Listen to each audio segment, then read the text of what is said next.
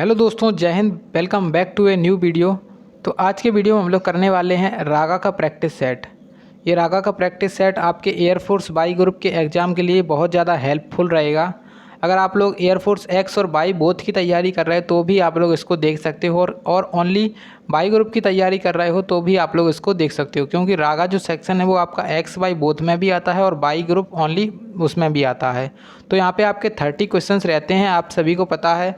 और जिन लोगों को नहीं पता है तो उनके लिए मैंने बता दिया कि यहाँ पे आपके 30 क्वेश्चंस रहते हैं, जिसमें से आपके जीके रहती है, रीजनिंग रहती है और आपका मैथ सेक्शन रहता है अर्थमेटिक वाला। तो उन सब की प्रैक्टिस करते हैं हम अपने क्वेश्चंस के साथ, और जो क्वेश्चंस होंगे काफ़ी ज़्यादा अच्छे होंगे, एग्जाम के लेवल के रहते हैं क्वेश्चन। तो वीडियो को पूरा एंड तक वॉच करें, और इस वीडियो की पीडीएफ फाइल आपको टेलीग्राम पे मिल जाती है। टेलीग्राम का लिंक डिस्क्रिप्शन बॉक्स में है, या फिर आप लोग टेलीग्राम पे सर्च कर लेना सरकारी एग्जाम फाइटर, तो वहाँ पे हमारा टेलीग्राम चैनल आ जाएगा और उस पर जाके ज्वाइन हो जाना। तो वहाँ पे आपको पीडीएफ वगैरह जो सारी जानकारी मैं अपडेट्स देता रहता हूँ आपको, तो वहाँ पे मिलती रहती हैं। ठीक है, तो चलिए अब स्टार्ट करते हैं अपने वीडियो को। तो देखिए, हम लोग शुरुआत करते हैं अपने जीके क्वेश्चन से। जैसा कि मैंने बताया था कि जीके में आपके रहते हैं 7 से 8 क्वेश्चंस, तो उन सभी क्वेश्चंस को कवर करते हुए चलते हैं। और जो मैं इसका डिस्क्रिप्शंस बताता हूं आपको, वो आप लोग इसको याद रखें, काफ़ी ज़्यादा इंपॉर्टेंट होता है। तो फर्स्ट क्वेश्चन हमारे सामने यहाँ पर आया है कि शब्द संक्षेप UGC का पूर्ण रूप क्या है। देखिए, आप लोगों को क्या करना है, मैं जो क्वेश्चन बता रहा हूँ उसको पहले खुद से सॉल्व करें, और जो है ना मेरे साथ सॉल्व करते चलें, और उसके बाद जो अपना स्कोर है वो वीडियो के लास्ट में कमेंट बॉक्स में ज़रूर बताना। तो यहाँ पे फर्स्ट क्वेश्चन हमारे सामने है, उसमें बोल रहे हैं कि शब्द संक्षेप UGC का पूर्ण रूप क्या है। तो यहाँ पे जो फुल फॉर्म बता रहे हैं कि फुल फॉर्म क्या है UGC का। तो देखिए, यहाँ पे जो फुल फॉर्म है तो इसका फुल फॉर्म क्या होगा। देखिए, ऑप्शन हमारे पास यूनिवर्सिटी ग्रांट कमीशन, या फिर जो यूनियन जनरल कमीशन, या फिर यूनिफाइड ग्रांट्स कमीशन, उपरोक्त में से कोई नहीं। तो इसका आंसर क्या होगा, तो UGC जो है ना, यूनिवर्सिटी ग्रांट्स कमीशन, इसका ऑप्शन नंबर जो फर्स्ट है वो इसका राइट आंसर हो जाएगा। ठीक है, तो यहाँ पे ऑप्शन नंबर फर्स्ट इसका राइट आंसर हो गया। चलिए नेक्स्ट क्वेश्चन हम देखते हैं। तो इस क्वेश्चन को भी बनाने की कोशिश करिए, तो काफ़ी अच्छा क्वेश्चन है जो कि एग्जाम में आ सकता है। तो देखिए, क्वेश्चन हमारे पास है कि बनारस हिंदू विश्वविद्यालय की स्थापना किसके द्वारा की गई थी। तो जो बनारस हिंदू विश्वविद्यालय था उसकी स्थापना किसके द्वारा की गई थी। ऑप्शन यहाँ पे सुकुमार दत्त, मदन मोहन मालवीय, या फिर डॉक्टर राजेंद्र प्रसाद, या फिर मोतीलाल नेहरू। तो देखिए, इसका आंसर क्या होगा, तो जो बनारस हिंदू विश्वविद्यालय है उसकी स्थापना किसके द्वारा की गई थी, तो मदन मोहन मालवीय के द्वारा स्थापना की गई थी। और कब की गई थी, तो 1916 में की गई थी इसकी स्थापना। काफ़ी इंपॉर्टेंट क्वेश्चन है, बन सकता है एग्जाम में। और देखिए, भारत में सबसे पुराना विश्वविद्यालय कौन सा था, तो नालंदा विश्वविद्यालय था। और नालंदा विश्वविद्यालय कहाँ पर है, वर्तमान में बिहार में है। ठीक है, तो इसको याद रखना, भारत का सबसे पुराना विश्वविद्यालय। ठीक है, यूनिवर्सिटी, सबसे पुरानी यूनिवर्सिटी कौन सी थी, तो यही थी अपनी नालंदा विश्वविद्यालय, जो कि अपना बिहार में स्थित है, तक्षशिला बिहार। चलिए अब नेक्स्ट क्वेश्चन हम देखते हैं। यहाँ पे पहले राजेंद्र प्रसाद देख सकते हो क्या आप लोग। तो जो राजेंद्र प्रसाद थे हमारे पहले यहाँ पे संविधान सभा के स्थायी अध्यक्ष थे, डॉक्टर राजेंद्र प्रसाद, आप सभी को पता है। उसके बाद अब नेक्स्ट क्वेश्चन देखते हैं। तो नेक्स्ट क्वेश्चन हमारे पास यहाँ पे आ चुका है, और इसमें क्या बोल रहे हैं उसको देखेंगे। तो नेक्स्ट क्वेश्चन में देखिए, सबसे पहले बोला जा रहा है कि संपत्ति के अधिकार को मौलिक अधिकारों की सूची से किसके शासनकाल के द्वारा हटाया गया है। तो जो संपत्ति का अधिकार था वो मौलिक अधिकारों में सब पहले था, लेकिन अब नहीं है। इस जो है ना, इसे कब हटाया गया है, किसके शासनकाल में हटाया गया है। सबसे पहले तो हमें पता होना चाहिए कि कब हटाया गया है, क्योंकि जब हम पता होगा कि कब हटाया गया तभी तो हम शासनकाल बता पाएंगे। तो जो है ना, संपत्ति का मौलिक अधिकार था वो पहले कितने अनुच्छेद में था, पहले था अनुच्छेद नंबर 31, यानी कि आर्टिकल जो आपका 31 था उसके अंतर्गत आता था आपका संपत्ति का मौलिक अधिकार। लेकिन अभी क्या किया है उन्होंने, जो 44वां आपका संविधान संशोधन हुआ था, 44वां संविधान संशोधन 1978। तो 1978 संविधान संशोधन हुआ था, तो उसमें इन्होंने क्या किया था, जो संपत्ति का अधिकार है उसको मौलिक अधिकारों की सूची से हटा दिया था। ठीक है, और इसका जो अनुच्छेद कर दिया था वो कर दिया है 300A। इसको याद रखें, काफ़ी इंपॉर्टेंट है। तो इससे संबंधित तो ये मैंने बता दिया। अब ये शासनकाल किसका था उस टाइम पे, तो जो 1978 के टाइम पे शासनकाल था तो वो था अपने मोरारजी देसाई सरकार का, जो अपने प्रधानमंत्री थे मोरारजी देसाई थे। ठीक है, उस दौरान।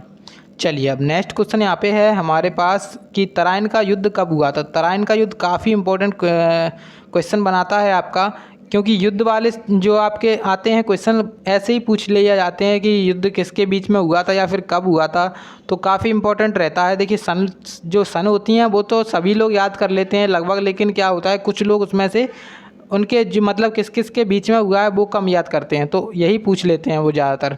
तो तराइन का जो युद्ध है द्वितीय वो किस किस के बीच में हुआ था, तो यहाँ पे इसका आंसर क्या होगा, मोहम्मद गौरी तथा पृथ्वीराज चौहान के बीच में तराइन का द्वितीय युद्ध हुआ था। ठीक है, उसके बाद देखिए अगर कब हुआ था उसकी बात की जाए तो तराइन का जो द्वितीय युद्ध है तो वो कब किया गया था, तो जो 1192 के ईस्वी में किया गया था तराइन का द्वितीय युद्ध। ठीक है, पृथ्वीराज चौहान और मोहम्मद गौरी के बीच में। अब आप लोग मुझे कमेंट बॉक्स में ये बताना कि तराइन का प्रथम युद्ध किस किस के बीच में हुआ था और कब हुआ था। ठीक है, ये तो अपना 1192 में हुआ था तराइन का द्वितीय युद्ध। अब देखिए पानीपत का हमसे पूछ लिया जाता है, पानीपत का युद्ध कब हुआ था, तो बाबर के हम सारे के सारे इंपॉर्टेंट जो होते हैं युद्ध वो हम बता देते हैं। देखिए सबसे पहले तो बाबर ने 1526 में पानीपत का प्रथम युद्ध लड़ा, पानीपत का प्रथम युद्ध। ठीक है, तो पानीपत का प्रथम युद्ध कब हुआ था, 1526 में पानीपत का प्रथम युद्ध अकबर के जो अपना बाबर था, बाबर के बीच में और इब्राहिम लोदी के बीच में। ठीक है, तो पानीपत का प्रथम युद्ध। उसके बाद 1527 में क्या हुआ था, खानवा का युद्ध। 1528 में क्या हुआ था, 1528 में हुआ था घाघरा का युद्ध। और 1528 में आपका चंदेरी का युद्ध हुआ था। ठीक है, और 1529 था उसमें आपका घाघरा का युद्ध हुआ था। ठीक है, और इसकी मृत्यु, बाबर की मृत्यु कब हो गई थी, तो जो बाबर की मृत्यु है वो हो गई थी 1530 में।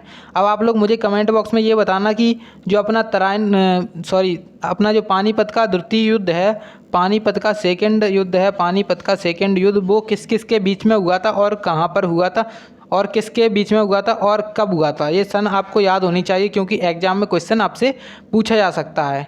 चलिए अब नेक्स्ट क्वेश्चन हमारे पास है और यहाँ पे क्वेश्चन में बोला जा रहा है कि निम्नलिखित में से कौन सी धातु भूपर्पटी में सबसे प्रचुर मात्रा में पाई जाती है। तो ज़मीन के अंदर कौन सी धातु सबसे ज़्यादा प्रचुर मात्रा में पाई जाती है, तो ये जो धातु है वो क्या है, एल्यूमिनियम धातु है। इसमें कोई दो राय नहीं है, एल्यूमिनियम ही है जो सबसे प्रचुर मात्रा में पाई जाती है पृथ्वी की भूपर्पटी में सबसे प्रचुर मात्रा में। उसके बाद नेक्स्ट क्वेश्चन काफ़ी ज़्यादा इंपॉर्टेंट है। तो सार्क का सचिवालय पूछा गया है या फिर आपसे पूछा जाए कि सार्क का मुख्यालय कहाँ पर है। तो जो सार्क का मुख्यालय है वो अपना काठमांडू में स्थित है। अब काठमांडू कहाँ पर है, तो काठमांडू है नेपाल में, नेपाल की राजधानी है काठमांडू। ठीक है, और सार्क को बोल सकते हैं दक्षेस भी बोलते हैं इसको, दक्षेस। ठीक है, तो इससे कंफ्यूज नहीं होना है। तो दक्षेस का मुख्यालय पूछा जाए तो उसका भी आंसर काठमांडू ही हो जाएगा। अब इसमें देखिए सार्क में कितने देश शामिल है, तो 8 देश शामिल हैं, इसको भी याद कर लेना। ठीक है, काफ़ी इंपॉर्टेंट है। चलिए नेक्स्ट क्वेश्चन यहाँ पे हमारे पास है और इसमें कह रहे हैं कि मायोपिया में होता है, मायोपिया क्या है, मायोपिया में क्या होता है। तो यहाँ पे 4 ऑप्शंस हैं कि निकट की वस्तु नहीं दिखाई देती है, या फिर दूर की वस्तु नहीं दिखाई देती है, या फिर लाल रंग की वस्तु नहीं दिखाई देती है, या फिर इनमें से कोई नहीं। तो जो मायोपिया होता है उसमें क्या होता है कि मायोपिया में जो अपनी दूर की वस्तु है वो नहीं दिखाई देती है। समझ रहे हो आप लोग, दूर की वस्तु नहीं दिखाई देती है। ठीक है, तो इसका आंसर हो जाएगा ऑप्शन नंबर जो बी वाला है वो इसका राइट आंसर हो जाएगा। ठीक है, चलिए अब यहाँ पे हो चुके हैं हमारे जीके के सारे क्वेश्चंस कंप्लीट। अब हम करते हैं अपने मैथ के क्वेश्चंस को और रीजनिंग के क्वेश्चंस को। हाँ, तो यहाँ पे अब हमारे आ चुके हैं अपने रीजनिंग के क्वेश्चन। तो रीजनिंग के क्वेश्चन भी काफ़ी मैथ के क्वेश्चन आ चुके हैं, तो मैथ के क्वेश्चन में सबसे पहला क्वेश्चन हमारे पास है जो कि लाभ और हानि चैप्टर से दिया गया है आपको। देखिए लाभ और हानि चैप्टर से आपका एक क्वेश्चन बन सकता है, बिल्कुल 101% आप लोग लिख के ले सकते हो। एक से 2 क्वेश्चन भी बन जाएंगे आपके एग्जाम में। तो लाभ और हानि में सबसे पहला क्वेश्चन हमारे पास बोल रहा है कि सरोजनी अपनी एक वस्तु के अंकित मूल्य पर 4% की छूट देती है और फिर वह 20% का लाभ प्राप्त करती है, तो वस्तु का क्रय मूल्य क्या होगा। तो ऐसा क्वेश्चन आपके सामने आए तो आप लोग क्या करोगे इसको सॉल्व करने के लिए। तो देखिए जैसे यहाँ पे हमें क्या दिया गया है, इसका अंकित मूल्य दिया गया है। तो अंकित मूल्य यहाँ पे कितना दिया गया है, अंकित मूल्य दिया गया है 850 रुपये। और यहाँ पे बोल रहे हैं कि अंकित मूल्य पर 4% की छूट दी है, यानी कि 850 रुपये पर 4% की छूट निकाल लेंगे हम पहले तो 850 पर 4% की छूट निकालेंगे तो कितने बार जाएगा, तो 25 बार यहाँ से, और ये चला जाएगा तो 25 एकम 25 दूनी 50 और 25 तिया 75 और कितने बार चला जाएगा, तो ये चला जाएगा 25 चौके 100 यानी कि 34 बार। यानी कि जो छूट है वो 34 रुपये की दी गई है। 850 में से अब हम 34 घटा देंगे तो उतने की बेचेगा जी। तो 850 में से हमने जैसे 34 घटाया तो कितना बचा, तो इसमें से बचेगा 16, 816 बचा, मतलब 816 में उसने अब बेचा है।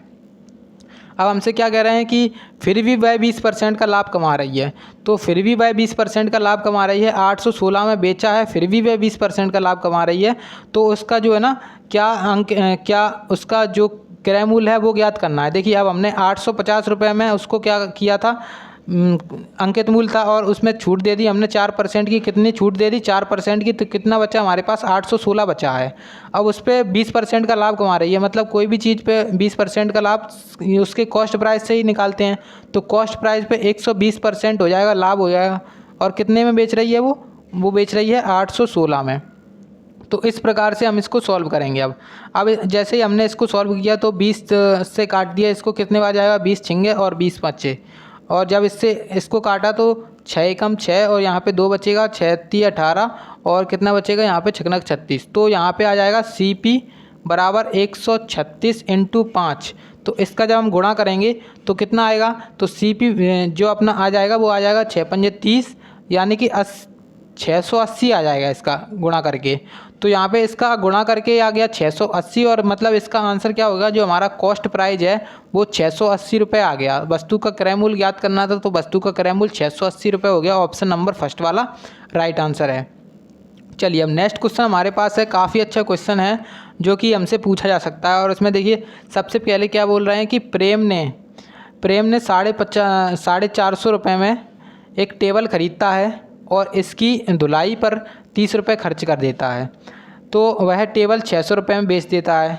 तो उसका लाभ % ज्ञात करें। तो देखिए सबसे पहले तो हमें उसकी टोटल मतलब जो उसमें खर्चा वगैरह हुआ है उसमें उसकी टोटल लागत कितनी लगी हुई है उसको ज्ञात करेंगे हम। तो उसमें जैसे उसने 450 में तो उसको ख़रीदा है, उसके बाद 30 रुपये उस पर लगा दिए हैं उसके खर्च पे यानी कि उसकी धुलाई पे। तो 450 की मतलब 480 की मान के चलो आप लोग कि 480 रुपये की ख़रीदी गई है, उसमें 480 रुपये की लागत लगी है, ठीक है। उसके बाद उसने 600 रुपये में बेच दिया है। देखिए 480 रुपये की चीज़ है आपको और आप 600 रुपये में बेच रहे हो, कितने का लाभ कमा रहे हो, तो 120 रुपये का लाभ कमा रहे हो कि नहीं कमा रहे हो, तो 120 रुपये का लाभ कमा रहे हो। बस इसमें % निकालना है हमें, तो बस निकाल लेंगे। तो 120 रुपये का लाभ कमा रहे हैं हम कितने की वस्तु पर, 480 रुपये की वस्तु पर। 480 कैसे आया मैंने बता दिया है कि 450 और जो अपना 30 है वो ऐड हो जाएगा।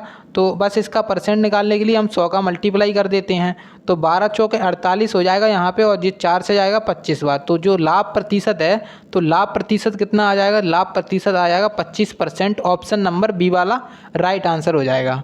उसके बाद हम नेक्स्ट क्वेश्चन की तरफ बढ़ते हैं और इसमें हमसे बोला जा रहा है कि एक बस।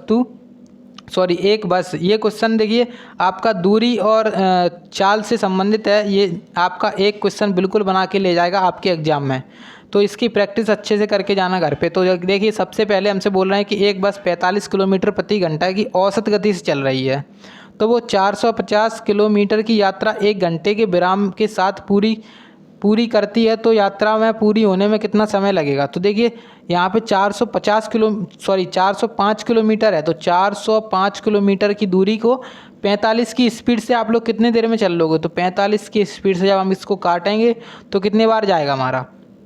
तो देखिए काट के देख लेते हैं हम, जब इसको काटते हैं तो कितना आएगा, 5 9 45, 5 8 40, 5 एकम 5, 9 9 81। तो मतलब 9 घंटे में पार कर लेगी, मतलब 9 घंटे में 405 किलोमीटर को तय कर लेगी।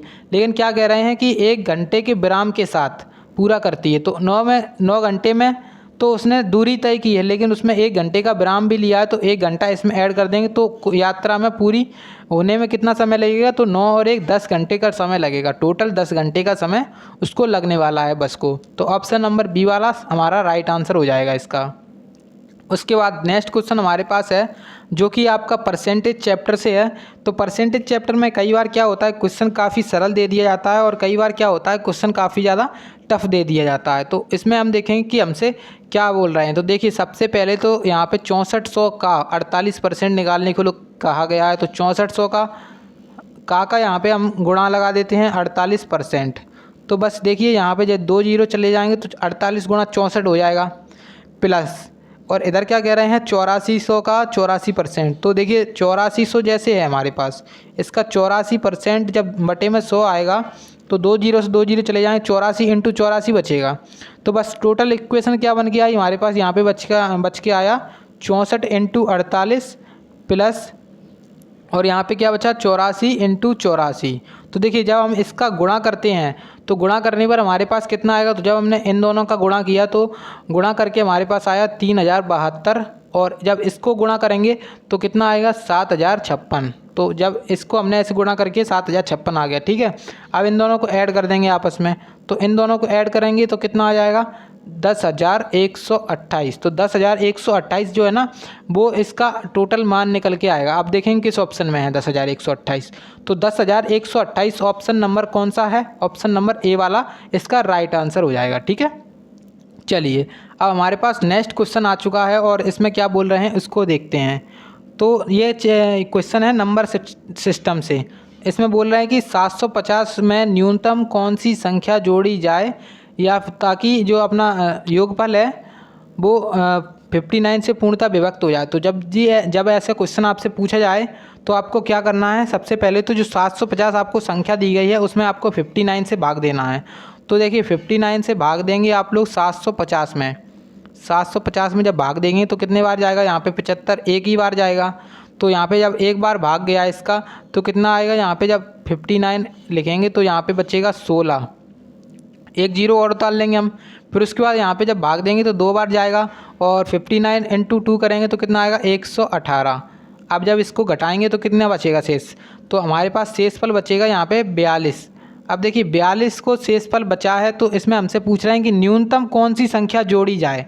अगर हम 42 जोड़ देंगे तो भी हमारा आंसर आ जाएगा, लेकिन हम न्यूनतम निकालेंगे ना, तो न्यूनतम कैसे निकालेंगे, जो हमारा शेषफल है और जो हमारा भाजक है जिससे हम भाग दे रहे हैं उसमें से घटा देंगे शेषफल को। तो बस हम उसमें से घटाएंगे तो 59 में से हम 42 को घटा देंगे तो कितना बचेगा 7 और 1, यानी कि जो 17 है, अगर हम 750 में 17 को ऐड कर दें तो वो जो योगफल आएगा वो हमारा 59 से पूर्णतः विभक्त हो जाएगा। तो ऑप्शन नंबर डी इसका राइट आंसर हो जाएगा। ठीक है, चलिए अब हमारे पास नेक्स्ट क्वेश्चन आ चुका है और इसमें कह रहे हैं कि एक घन, तो ये क्वेश्चन है आपका मेंसुरेशन से।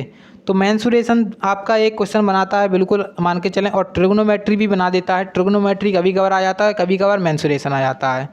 तो यहाँ पे देखिए क्या बोल रहे हैं कि एक घन का संपूर्ण पृष्ठ का क्षेत्रफल है 2166 सेंटीमीटर स्क्वायर। तो इस घन का आयतन क्या होगा।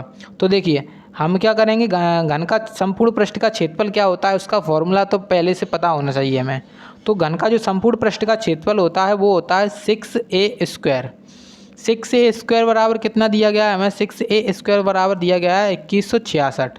अब ये 6 से जब हम इसको काटेंगे तो 36 18, और यहाँ पे जब इसको और काटा तो 6 छगनक 36, 6 कम 6, तो ए स्क्वायर का मान कितना आ गया, तो ए स्क्वायर का जो मान है वो आ गया 361 आ गया। अब ए का मान कैसे निकालेंगे, तो 361 का अंडर रूट कर देंगे, तो 361 का अंडर रूट होगा तो ए का मान आ जाएगा हमारे पास, ए बराबर आ जाएगा 19। ठीक है, जैसे ही ए बराबर 19 आया तो हमसे अब क्वेश्चन क्या पूछ रहा है कि इस घन का आयतन बताइए।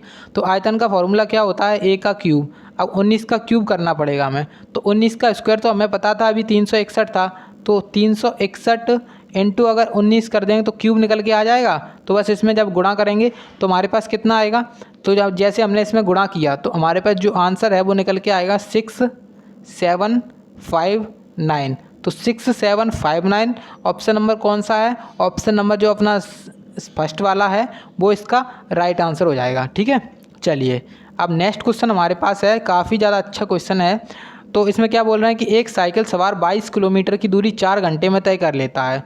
तो साइकिल की सवार की औसत गति क्या है, तो गति का फॉर्मूला क्या होता है, चाल का फॉर्मूला क्या होता है, स्पीड का फॉर्मूला क्या होता है। तो इसकी स्पीड का फॉर्मूला होता है जो अपनी डिस्टेंस अपॉन टाइम। तो डिस्टेंस 22 किलोमीटर है और टाइम कितना लग रहा है उसको 4 घंटे। तो बस इसमें डिवाइड दे देंगे, तो 4 पंजे 20 इंटू पॉइंट लगाएंगे तो 4 पंजे 20 मतलब 5.5 किलोमीटर प्रति घंटे की इसकी औसत चाल है। तो यहाँ पे जो है ना ऑप्शन नंबर सी वाला इसका राइट आंसर हो जाएगा। चलिए अब नेक्स्ट क्वेश्चन हम देखते हैं। तो नेक्स्ट क्वेश्चन यहाँ पे आ चुका है हमारे सामने। काफ़ी ज़्यादा अच्छा क्वेश्चन है, तो इस क्वेश्चन को बनाने की कोशिश करते हैं।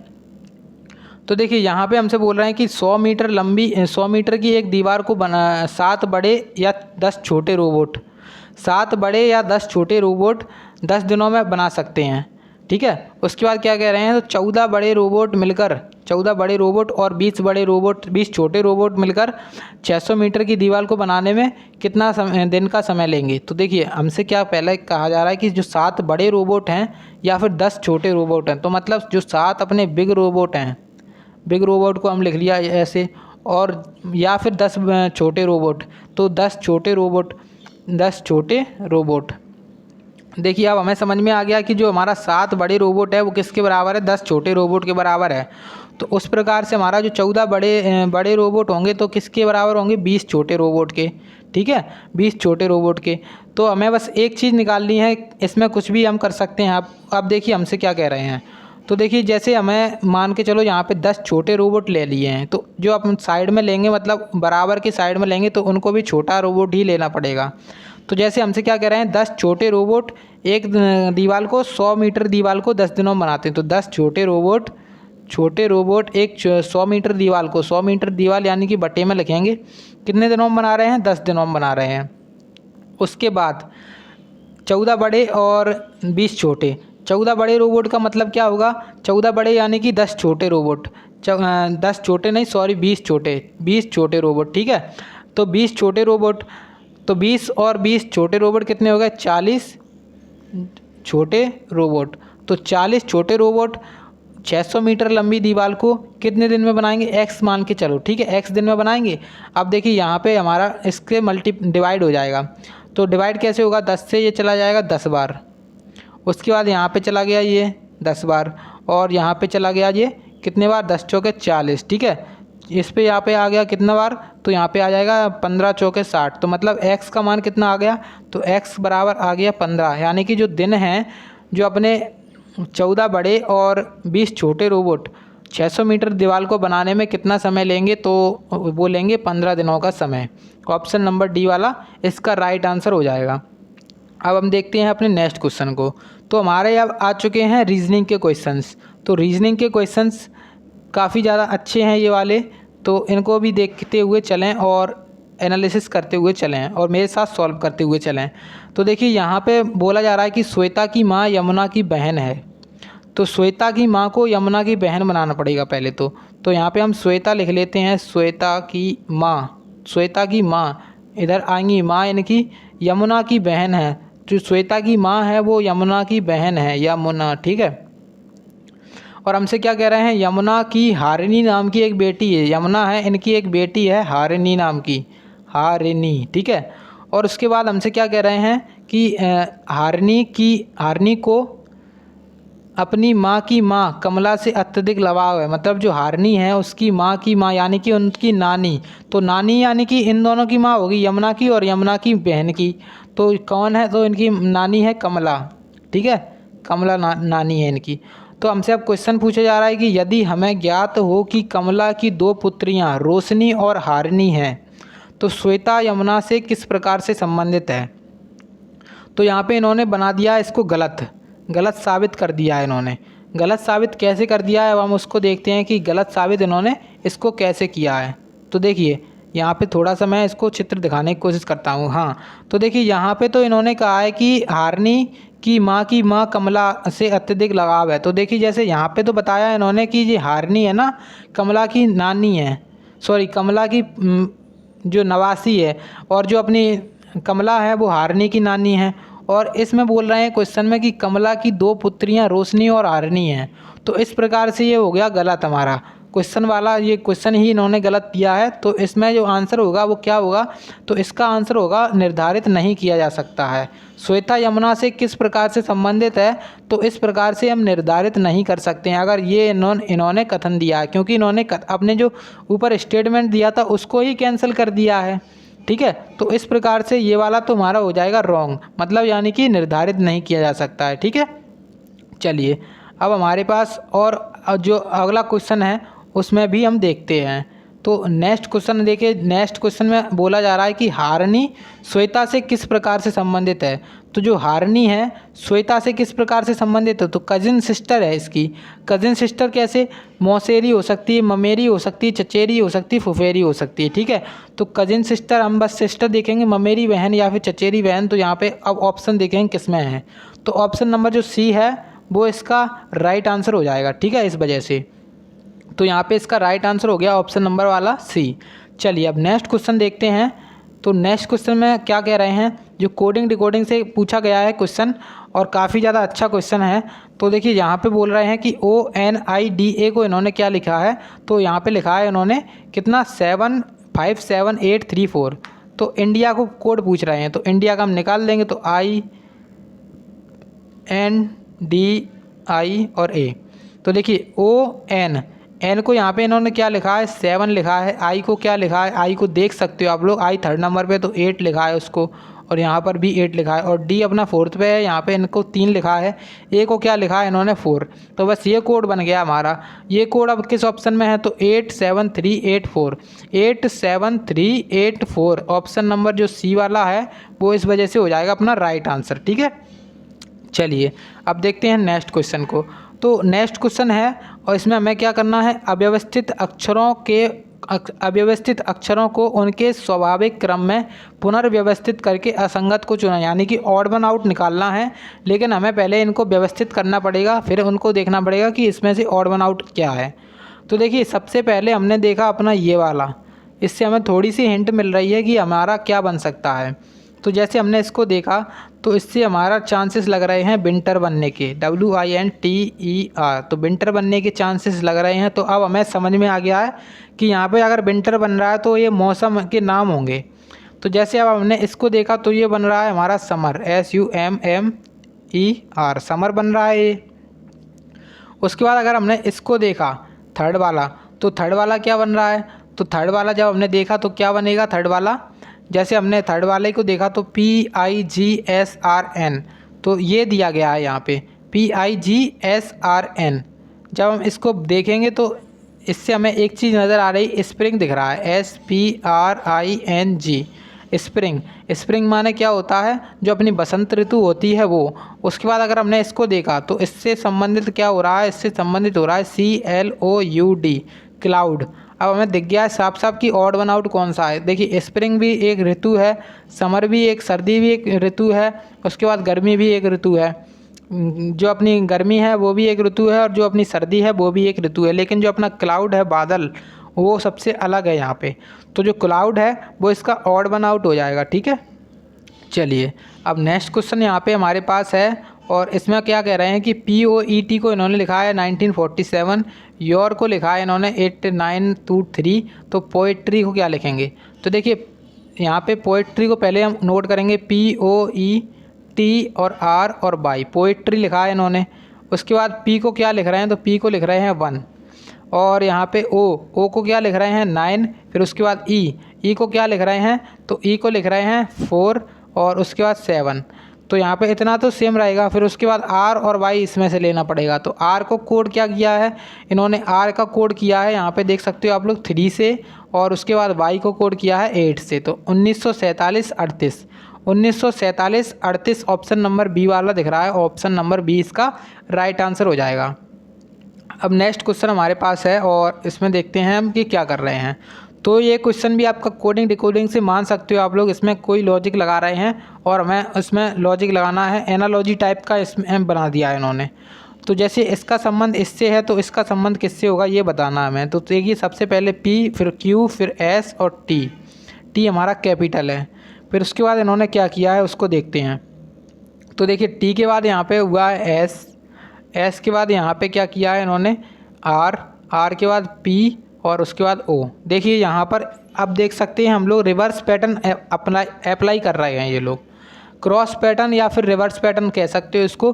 तो क्रॉस पैटर्न इस प्रकार से और बड़े वाले में इस प्रकार से, ठीक है।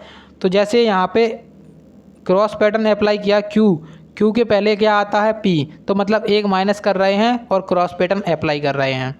तो जैसे Q के पहले आता है P और R के पहले आता है S, वैसे ही पी के पहले आता है ओ और टी के पहले आता है एस। तो इस प्रकार से यहाँ पे हो गया है, ठीक है। अब हम देखेंगे कि इसमें क्या क्या होगा। तो इसमें देखिए बी, फिर सी, फिर ई, फिर एफ कैपिटल। तो जब इसका हमने निकाल के देखा क्रॉस, तो ई के पहले क्या आएगा डी, और डी बी है, बी के सी के पहले क्या आएगा बी। अब ये बी है, बी के पहले यहाँ पे ए आना चाहिए, और ए जो अपना ये है ये अपने स्मॉल वाले बनेंगे। ये डी अपना जो स्मॉल है और बी अपना स्मॉल है, ठीक है। डी स्मॉल और बी स्मॉल। उसके बाद जो एफ है, एफ के पहले क्या आता है ई, ई कैपिटल बनेगा। तो ई डी बी ए, ऑप्शन नंबर फर्स्ट वाला ही इसका राइट आंसर हो जाएगा। Option number first is the right answer. उसके बाद नेक्स्ट क्वेश्चन हमारे पास है, और यहाँ पर हमें बोला जा रहा है कि निम्नलिखित में से विकल्पों में से उस एक को चुनें जो फिर यहाँ पे सबसे अलग है। तो ऑड वन आउट निकालना है मेनली। ऑड वन आउट निकाल देंगे हम, कुछ भी दिक्कत नहीं है। तो auto rickshaw, car, taxi, van. तो जब हमने इन तीनों को चारों को देखा तो यहाँ पे हमें साफ साफ दिख गया कि ऑटो रिक्शा यहाँ पे सबसे ज़्यादा ऑड वन आउट है। क्योंकि देखिए यहाँ पर ऑटो रिक्शा जो है ना वो 3 टायरों से मिलकर बना होता है, 3 टायरों से मिलकर। जबकि जो अपनी कार है वो 4 टायरों से, टैक्सी भी अपनी 4 टायरों से, और जो अपनी वैन है वो भी 4 टायरों से मिलकर बनी होती है, ठीक है। तो इस प्रकार से इसका तो ऑड वन आउट हो गया क्या, ऑप्शन नंबर फर्स्ट वाला ऑटो रिक्शा।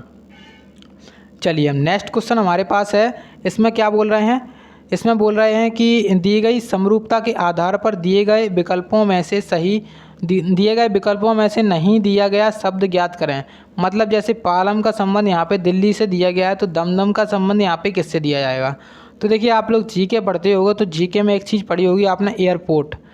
एयरपोर्ट पालम हवाई अड्डा है, तो पालम हवाई अड्डा कहाँ पर है, तो पालम हवाई अड्डा जो है ना वो अपना दिल्ली में स्थित है। उसी प्रकार से दमदम हवाई अड्डा कहाँ पर है, दमदम हवाई अड्डा है कोलकाता में, ठीक है।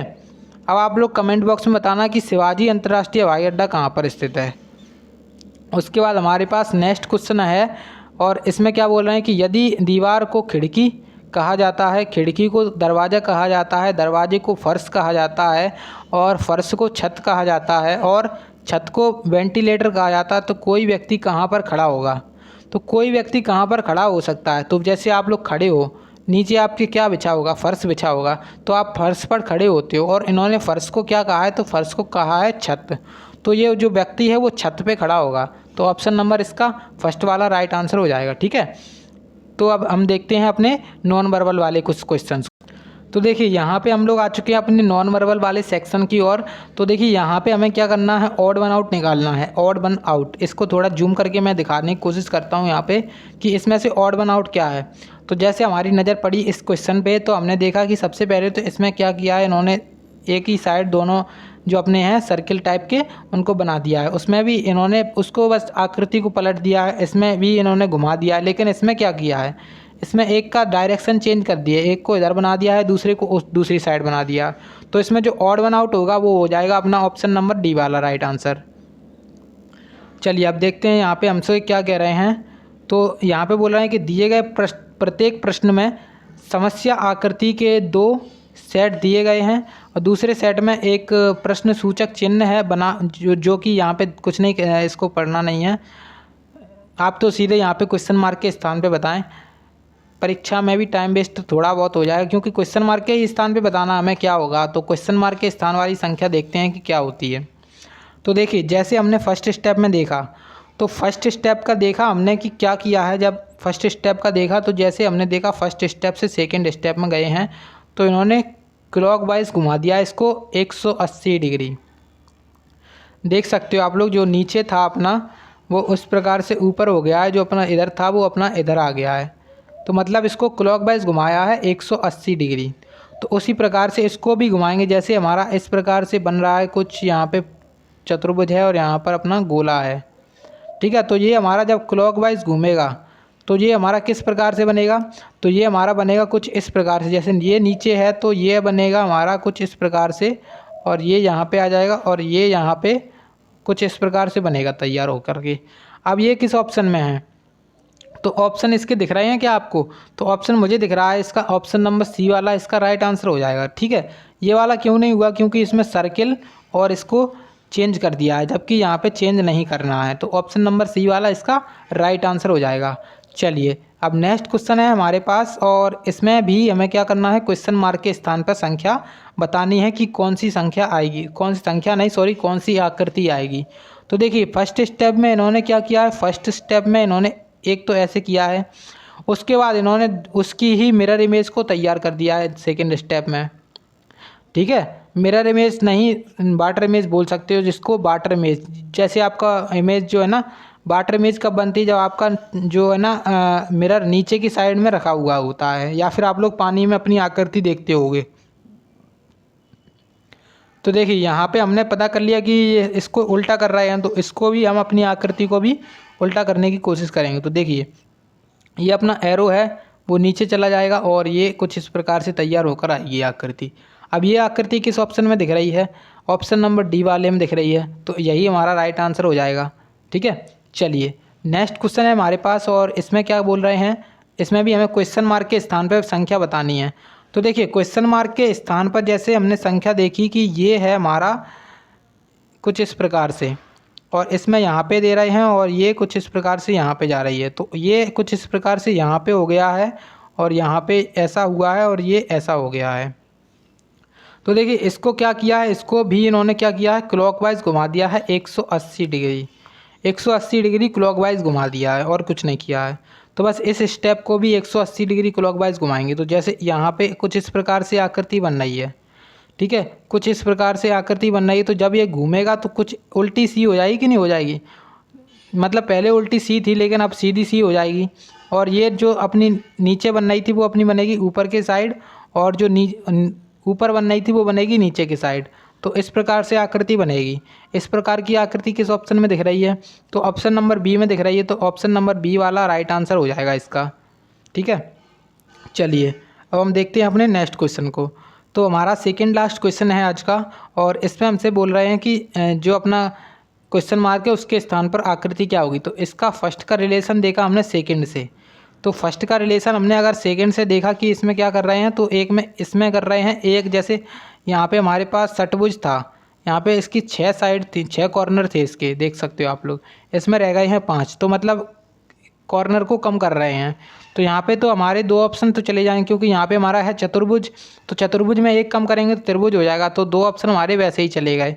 उसके बाद अगर हम देखें कि इसमें क्या किया है और इसमें क्या किया है, तो देखिए सबसे पहले तो इसमें जो है ना डार्क पोर्शन इधर राइट साइड था, इसमें लेफ्ट साइड है, तो इसमें जो है ना डार्क पोर्शन नीचे है, तो अगले स्टेप में मतलब त्रिभुज में अपना डार्क पोर्शन ऊपर रहेगा। लेकिन हमारा त्रिभुज रहेगा कैसे, जैसे हमारा जो आयत है इस प्रकार से है, तो हमारा त्रिभुज भी इसी प्रकार से होगा, सॉरी यहाँ पर मैं त्रिभुज भी इसी प्रकार से होगा, और जो अपना डार्क पोर्शन है वो ऊपर के साइड रहेगा। तो ऑप्शन नंबर सी वाला इसका राइट आंसर होने वाला है। ठीक है, चलिए अब नेक्स्ट और लास्ट क्वेश्चन है इस वीडियो का, तो जो कि देखिए सबसे पहले तो यहाँ पे इन्होंने इससे ये बनाई है आकृति, और इससे हमें क्या आकृति बनाएगी वो हमें बतानी है। तो देखिए हम इसको सॉल्व करके देखते हैं और बताते हैं कि इसमें क्या आकृति बन सकती है। तो देखिए सबसे पहले तो एक त्रिभुज है, उसके अंदर एक स्क्वायर है और उसके अंदर एक सर्किल है। तो इसमें क्या किया है, त्रिभुज को उन्होंने हटा दिया है, त्रिभुज को पहले तो हटा दो आप लोग, और जो अपना स्क्वायर था उसको बाहर निकाल के, और उसके अंदर जो सर्किल था उसको भी बड़ा कर दिया है, और जो अपना त्रिभुज था उसको सबसे अंदर लगा दिया है। तो मतलब जो सबसे आपकी बाहर आकृति है वो सबसे अंदर चली जाएगी। ठीक है, तो उसी प्रकार से जब हम देखेंगे कि इसमें त्रिभुज पहले तो अपना स्क्वायर है, स्क्वायर के बाद त्रिभुज है, तो त्रिभुज अपना आएगा बाहर, फिर उसके बाद आएगा अपना सर्किल, सर्किल के अंदर चला जाएगा अपना स्क्वायर। तो ये किस ऑप्शन में है, ऑप्शन नंबर डी में है, तो ये इसका राइट आंसर हो जाएगा। ठीक है, ऑप्शन नंबर डी हो गया इसका राइट आंसर। तो यहाँ पे हो चुकी है हमारी सारे के सारे क्वेश्चंस कंप्लीट। उम्मीद है कि आप लोगों को क्वेश्चंस अच्छे लगे होंगे, वीडियो अच्छी लगी होगी। तो अगर वीडियो अच्छी लगी हो तो प्लीज़ लाइक करें, दोस्तों के साथ शेयर करें, और चैनल को सब्सक्राइब करें, बेल आइकन को प्रेस करें।